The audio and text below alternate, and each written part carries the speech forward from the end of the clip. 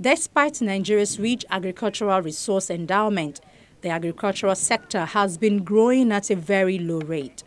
Less than 50% of the country's agricultural land is under cultivation. Even then, smallholder and traditional farmers who use rudimentary production techniques with resultant low yields cultivate most of this land.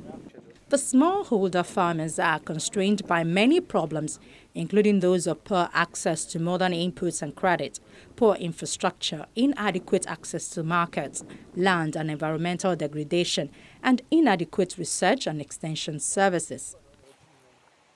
Our agricultural systems in Africa and Nigeria is performing below par. It's about 40% is productivity potential. Well, which means if you just increase the irrigation so that you can grow crops for longer periods and you can grow a number of crops. Simple irrigation. And we have water. We're one of the richest continents in the world with underground water. Improved seeds. That's not a new technology. Or smart fertilizer utilization and subsidies and the right policies. We can triple our food production. But you have to go hand in hand with the whole value chain, so people have better storage, better supply of energy, electricity that is consistent, for better storage and for conservation, so they can also do some transformation work, adding value to their produce and taking it to the markets. They have to have good roads. And then those rural areas must also have electricity, social services, schools. Basically, that's what we're talking about. The low-lying floodplains are very fertile during the rainy season, but the lack of rain during the dry season hinders agricultural development. The lack of water management systems in these areas is a concern for many farmers. By adding irrigation canals and access roads to these areas, yearly production yields are expected to increase. These are the issues that we have to look at. The policies are good, but the gaps have to be looked at, specifically the participatory issue, which we have to focus more on extension services and how to tap into the knowledge of the local people. So how do we move beyond those gaps?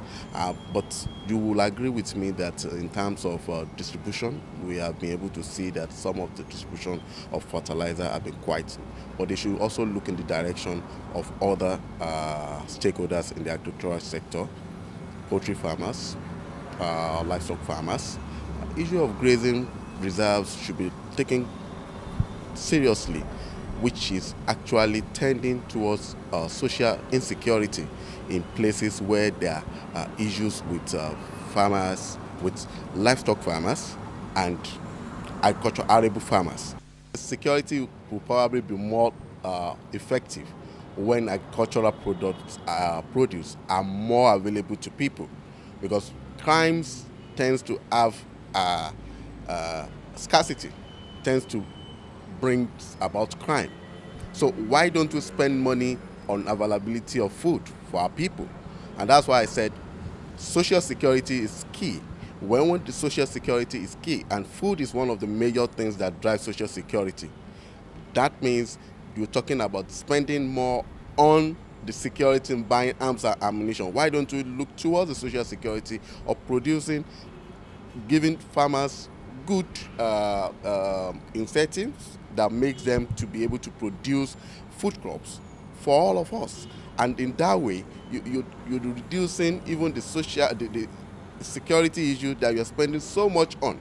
So we should take another look and think out of the box. Why do we need so much money on arms? Why don't we spend so much money in supporting small-scale farmers that produces 80% of the food we eat in this country? To attract investment into agriculture, it is imperative that those constraints inhibiting the performance of the sector are first identified with a view to unlocking them and creating a conducive investment climate in the sector. The development challenges of Nigeria's agriculture are therefore those of properly identifying and classifying the growth and development constraints of the sector. unlocking them, and then evolving appropriate strategies for promoting accelerated commercialization and investment in the sector, such that in the final analysis, agriculture will become one of the most important growth points in the economy. Agricultural systems, research systems have to focus on the needs of farmers, the needs of the agricultural community, those who produce the food. The technologies that are there should be adapted so that they become accessible to farmers. Improved seed varieties, smart subsidies, incentives, and of course, infrastructure, roads, energy, electricity for better storage of produce and things like that. I mean, you can name it. And as I said, an agricultural policy that is consistent so that when farmers produce more, prices do not crash. You see, if they have guaranteed prices, do not crash. And they have better storage facilities. They will not need to rush to sell their produce because it will begin to rot. They will keep them and preserve them and know when to sell, when the price is good.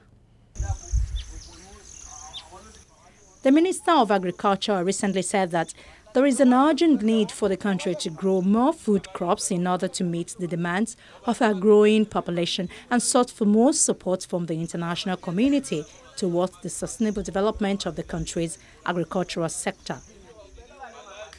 According to him, Nigeria's agricultural sector would require international support in its programs and initiatives such as the cattle breeding improvement, climate change, standardization, and certification of food products, seed development and improvement, capacity building, among others.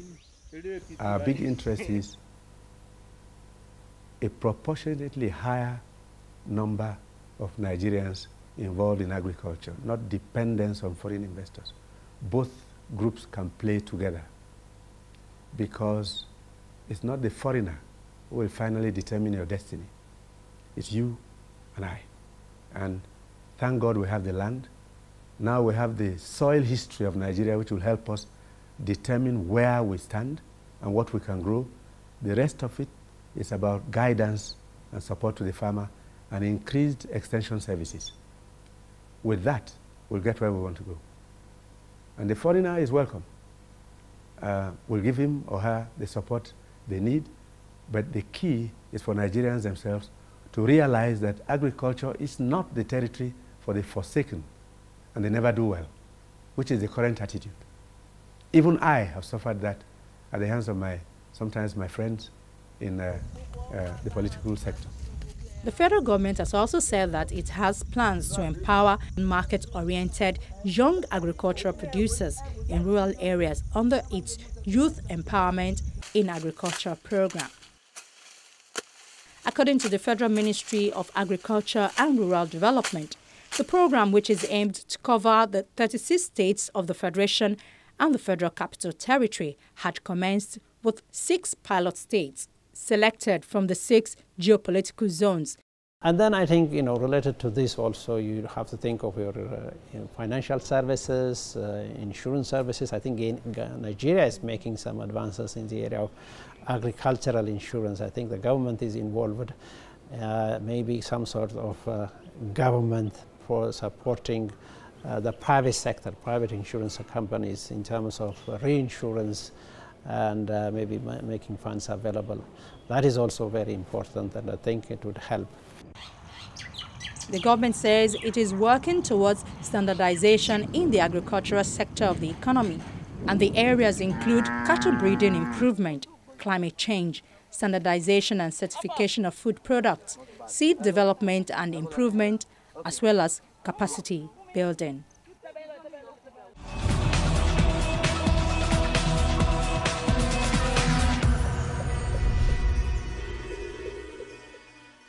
The time to invest in agriculture and rural development is now. The challenge is garnering diverse financing sources, aligning their objective to the extent possible, and creating the right policy and institutional environment to bring about the transformational change needed to eradicate poverty, adapt to climate change, and contribute to limiting greenhouse gas emissions. That's our program for the day. Thank you for watching. Do check us online at channelstv.com. From all of us here in Lagos, it's bye for now.